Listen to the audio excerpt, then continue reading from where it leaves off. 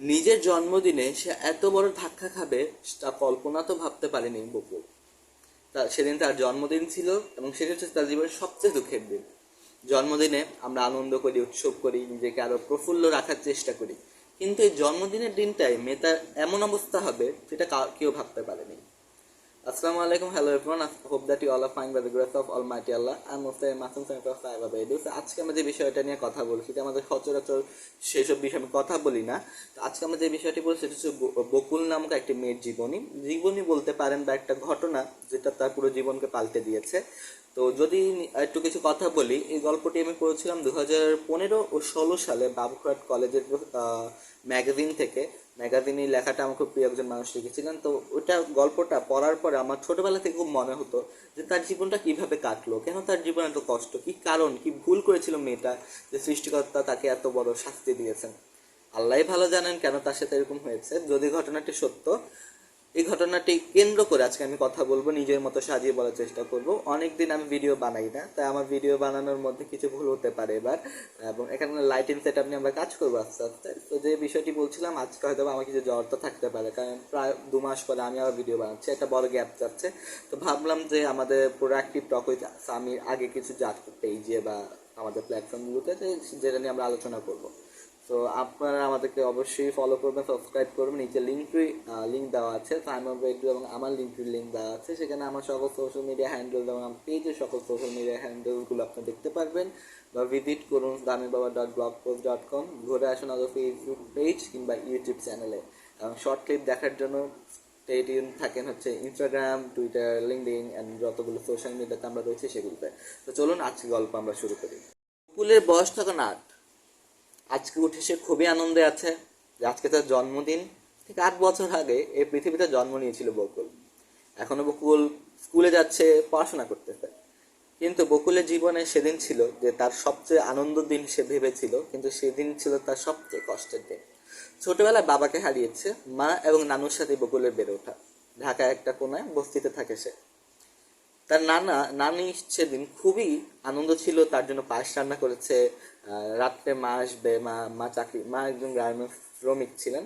তো তখন বকুলের খুশি, আজকে মা বলেছে তাড়াতাড়ি আসবে, তার জন্য কেক আনবে, তার বন্ধুরা আসবে, এসে মজা করবে। এই বিষয় নিয়ে গেলে সে এসেছিল যে আজকে আমার জন্মদিন, আমার জন্য সবচেয়ে আনন্দ। ছোটবেলা থেকেই তো আনন্দে আছিল সেই বকুল।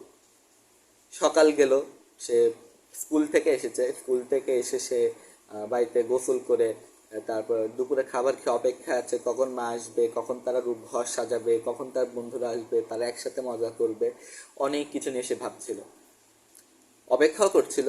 হঠাৎ ঠিক বিকাল 4টার দিকে যদি বলি, আশেপাশে একটা সময় তার নানুর হাত থেকে কাঁচের গ্লাস পড়ে যায়।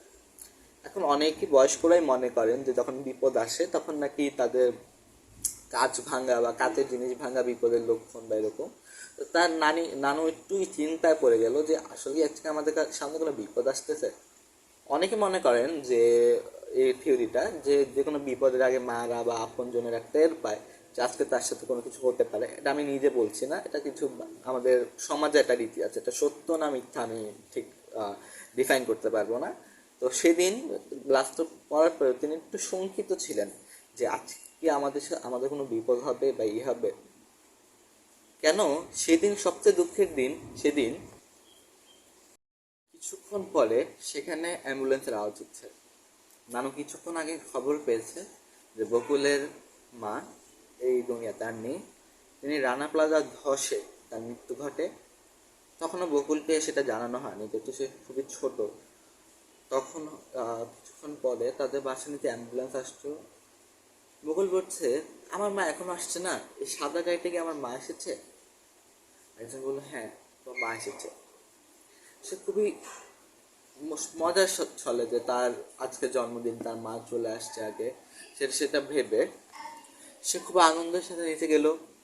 তার মা নিশ্চয়ই তার জন্য অনেক কিছু এনেছে, কিন্তু সে দেখে তার মা মৃত দেহ পড়ে আছে স্ট্রেচারে। সে কি ডাকছে, মা মা মা, তুমি আজকে আমার জন্য কি এনেছো, তুমি ঘুমাচ্ছ কেন? চারদিকে সবাই কাঁদতেছে তার সাথে এমন ঘটনা হলো। এবং পরে তাকে বোঝানো হয় যে তোমার মা এই পৃথিবীতে নেই। সে তার মাকে জড়িয়ে শুধু বলছে, আচ্ছা ওই আমাকে চলে যাবে, তুমি কেন আমার সাথে আসো, উপরে আসো, আমরা একসাথে খেলি, তুমি ঘুমিয়ে আছো কেন? চারদিকে সবাই অনেক দুঃখের সাথে সে বিষয়টি দেখছে। অবশেষে তাকে তার মাকে কবর দেওয়া হলো। এর মধ্যে আমরা দেখতে পারলাম এই রানা প্লাজা ধসে কত পরিবারের কত রকম কাহিনী রয়েছে। তার মধ্যে একটি কাহিনী আজকে আমরা বললাম বকুলকে নিয়ে, হয়তো শত শত বকুলের মা বাবা তলিয়ে গেছে এই বড় ধ্বংসের স্তূপের মধ্যে। তাই সেদিন তার জন্মদিন হয়ে গেল তার জীবন সবচেয়ে দুঃখের দিন। আমরাও দুঃখে আছি, স্মরণ করছি রানা প্লাজা ধসে মৃত হওয়া সকল মানুষের প্রতি। কারো অবহেলা, কারো ভুলের জন্য শুধু কয়েকটি না, হাজার হাজার পরিবার ধ্বংস হয়ে যায়, হাজার হাজার আশা, স্বপ্ন, ভাবনা ধ্বংস হয়ে যায়। আমরা আশা করি সামনে এরকম ধস বা এত বড় ট্র্যাজেডি যাতে আমাদের দেখতে না হয়। যা দেখেছে তারা বুঝে এটা কষ্টকর, তো হয়তো আমরা বলতে পারি, আমাদের খারাপ লাগতে পারে, কিন্তু যারা হারিয়েছে তারা জানে এর মতো কষ্ট আর কি হতে পারে। আজকে দুঃখের গল্প দিয়ে শেষ করছি, আশা করছি আমাদের সাথে থাকবেন এবং বিভিন্ন ভিডিও নিয়ে কাজ দেখতে চাইলে আমাদের সাবস্ক্রাইব ফলো করবেন। থ্যাংক ইউ, আসসালামু আলাইকুম।